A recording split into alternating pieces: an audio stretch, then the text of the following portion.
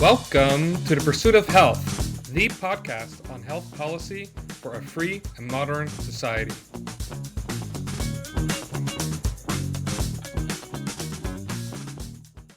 Welcome, everyone, to another episode of The Pursuit of Health. I'm your host, Rainer Schur, and joining us on the show today is Kendra Riley. Welcome to the show, Kendra. Thank you for having me. So, Kendra, you are a patient advocate for an organization called Right to Try.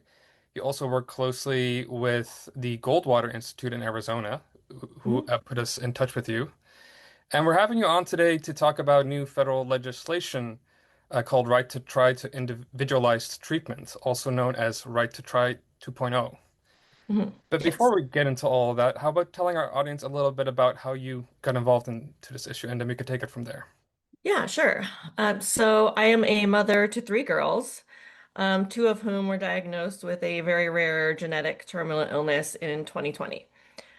So it was our middle daughter, Livy, who was first diagnosed in March of 2020. She was already showing some symptoms. We had to get an MRI, eventually led to a correct diagnosis of metachromatic leukodystrophy, or MLD for short.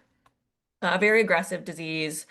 The body doesn't make a certain enzyme. It attacks the myelin sheath in the brain, then the nervous system. So within 90 days, she lost the ability to walk, and then the following 90 days, the ability to talk, tube fed, etc. The abilities disappear one by one. So in June of that year, after getting test results from our other daughters back, we found out our youngest, who was a newborn at the time, also had the same disease. We assumed we'd have to put her in the same clinical trial we were going to put our other daughter in, which was intended to stall a disease. It was not a cure. But thankfully, I was chatting with an advocacy group and another MLD mom, and she said there is an opportunity we could save her life. There's this gene therapy treatment, but it's only available in Milan, Italy. Let me connect you with the doctors. So it kind of snowballed from there. It was very quick. We met with the doctors via Zoom, and in July of 2020, they said you have 1 month to raise nearly $500,000 and move your family to Italy for 5 months so we can get your youngest daughter this treatment and potentially save her life. So we did just that. And fast forward to today, our middle daughter, Livy, who was first diagnosed, again, lost all of her abilities. She's now on 11 medications a day to stay pain-free, seizures every day, and she's in hospice at age 8.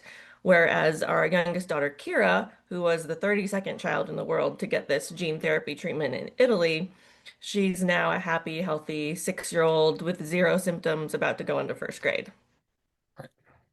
Yeah, I So mean, it went from there. yeah, it's a pretty riveting story. And uh, so there was this other federal legislation that was passed in 2018, also called Right to Try. Mhm. But at that time, you weren't able to take advantage of that. How about telling our audience a little bit about what that law did and why it couldn't meet your specific needs? Yeah, the original right to try was a great first step, for sure. It opened up a lot of possibilities to patients and rare disease patients across the nation. But unfortunately, it did not include access to things like individualized therapies tailored to someone's DNA, which is what this gene therapy treatment was that we needed for our daughter. So that's why we weren't able to use that to get the treatment here in the States, and we're forced to move overseas. And why is that? Like, why is it the case that the current regulatory framework at the FDA just doesn't create room for people like you and A your great company? question. I think maybe at the time the government weren't maybe aware of all of the gene therapies that were becoming available and how fast science and technology was really moving. And I mean, fast forward to now, there's gene therapies coming out for a variety of rare diseases and common diseases as well. So I think they're realizing that science and technology is moving at light speed, and government and bureaucracy and red tape shouldn't hold up that process and hold up access for patients. So that's why after we got back from Italy, we spoke with the Goldwater Institute and Senator Nancy Barto here in Arizona, and they said, we reformed this bill a bit because of your family and what you experienced and tailored it around inclusion of therapies like these that are going to become more common as we move forward so that any patient in the US isn't going to have to move out of the country to potentially save their life. So that's what Right to Try 2.0 is aiming for. Right, because the broader kind of context is that FDA trials are large groups. They're really focused on testing whether a drug is safe or efficacious for a large collection of people, and so people who could benefit from individualized care necessarily kind of fall outside of that scope.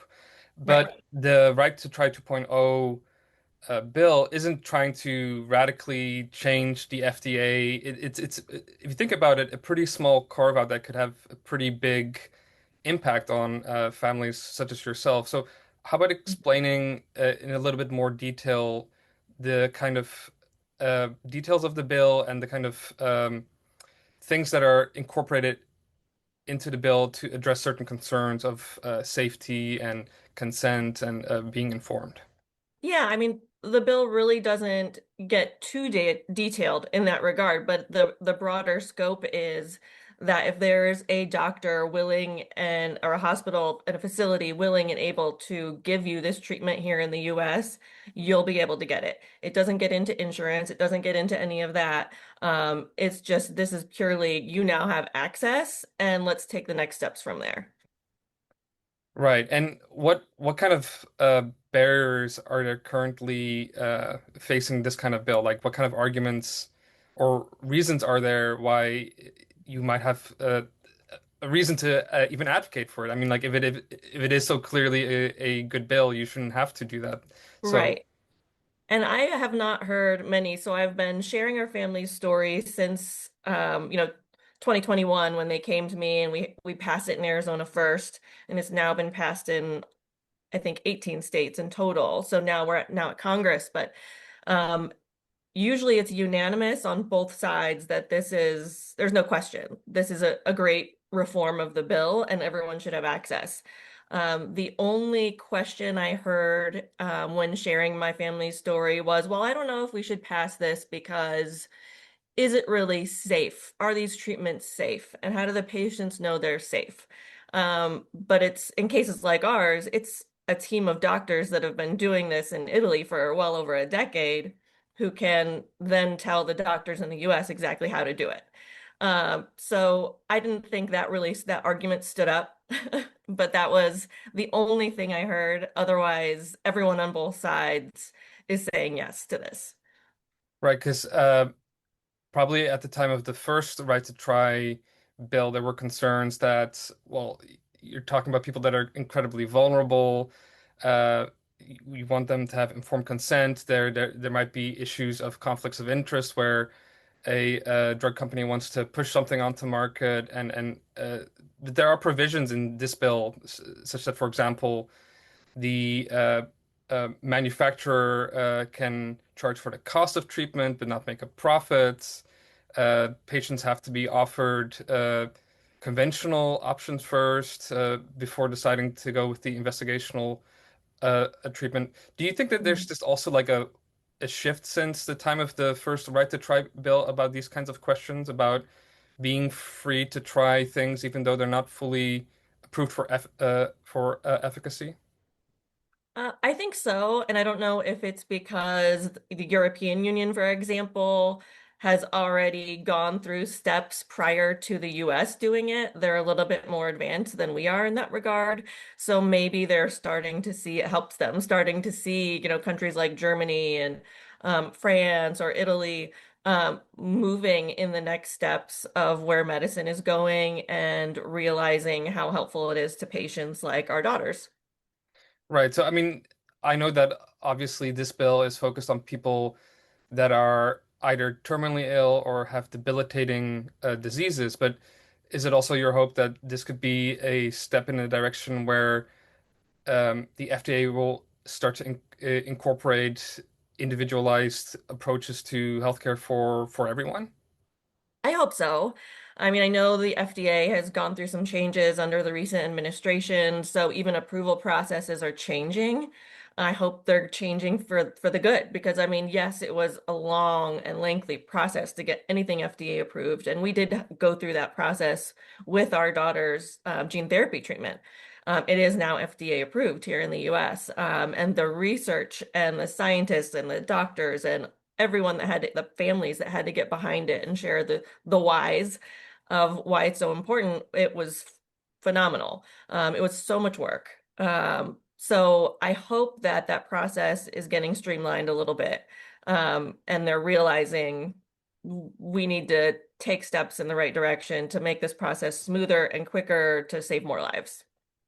And one concern that I've read about the first right to try legislation is concerns for liability for the institutions and the manufacturers. And from what I understand, the state level right to try 2.0 bills have tried to address that. Have you seen more kind of appetite from manufacturers to engage in these kinds of projects in light of you telling them about the right to try a 2.0 bill? Because, I mean, you can give patients the right to try, but if the manufacturers are Mhm. afraid of liability or other concerns, they might just not want to engage. I haven't seen that from my standpoint. I know, for example, the gene therapy company that created the drug that helped my daughters, they're, moving forward with MLD specifically, and they're now, operating multiple hospitals across the nation, and looking to expand even from there. And they're working on other rare diseases, and they want to do more and more and more because they want to help as many people as possible. And if they have something that works and they've seen that it works and they've tested it appropriately, they want to move forward. So I haven't seen any hesitation yet. Right. So, what can people do when it comes to advancing a bill like this? Is there ways that you can spread the word? Are there particular organizations that they can get in contact with? What can Yeah. people do if this is something that they care about, either because they have a loved one involved or they just think it's important that people have a right to try? Yeah, I mean, I think the easiest way is to get on your email your state, representatives, your senators, call them, email them, bombard them, let them know how in support of this you are, because the more they hear from families like ours and parents who have real stories of how this could change their life, the more likely they're going to be to really take a hard look at it and understand why it's such a big deal. And are there any kind of last thoughts you'd like to share with our audience when it comes to the importance of a bill like this and what it means to not only families such as yourself, but what it could mean for other people, even when they don't realize that this is something that they might need someday? Yeah, I never realized it was something I would need one day. So it's you never know what's going to happen and how the future is going to unfold. And our family sees the difference of not having a right to try 2.0 and having a right to try 2.0 every day. So it's the difference between hope and heartbreak, really, and the difference between having a kid in hospice and having a kid in the classroom.